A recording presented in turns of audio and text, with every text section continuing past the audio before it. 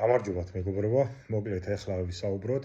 1801 წლის და 1921 წლის პროცესებს, რამ განაპირობა ის სიტუაცია საქართველოს დამოუკიდებლობის დაკარგვამ და რა იყო მიზეზი. მოკლედ 1801 წელს, როდესაც ალექსანდრე პირველმა გამოაცხადა საქართველოს გააუქმა საქართველოს დამოუკიდებლობა, კერძოდ კახეთ ჰერეთის დამოუკიდებლობა, ამას მოყვა 1802 წლის კახელების აჯანყება,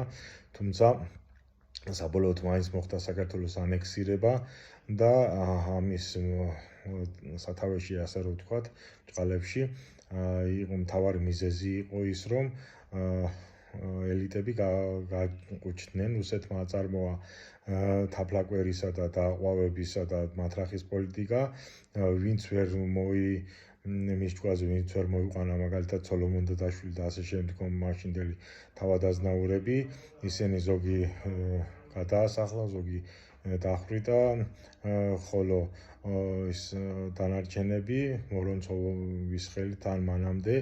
მოახდინა მათი ჩინმედლების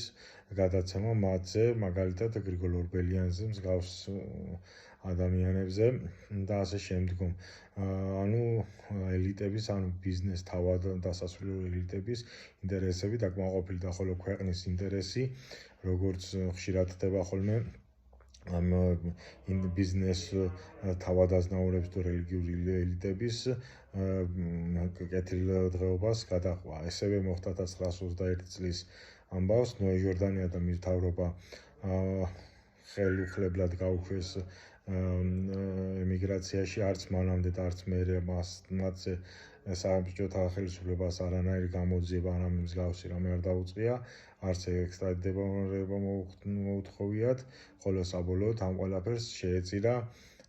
ქართული სახელმწიფოებრიობა. ეს შეგნებული იყო თუ შეუგნებელი, სხვა ამბავია, არ ვიცი, დოკუმენტი არ მაქვს და თავი ვერ დავაბრალებ, მაგრამ შედეგის მხრივ მოხდა ის, რაც მოხდა, რომ ესეთი ამბავი მოხდა 1921 წელს. მოკლედ რა პარალელია ეს, დღესაც სამწუხაროდ ესე არის, ელიტები, ბიზნეს, პოლიტიკური თუ რელიგიური ელიტები წყვეტენ სამწუხაროდ ქვეყნის ბედს და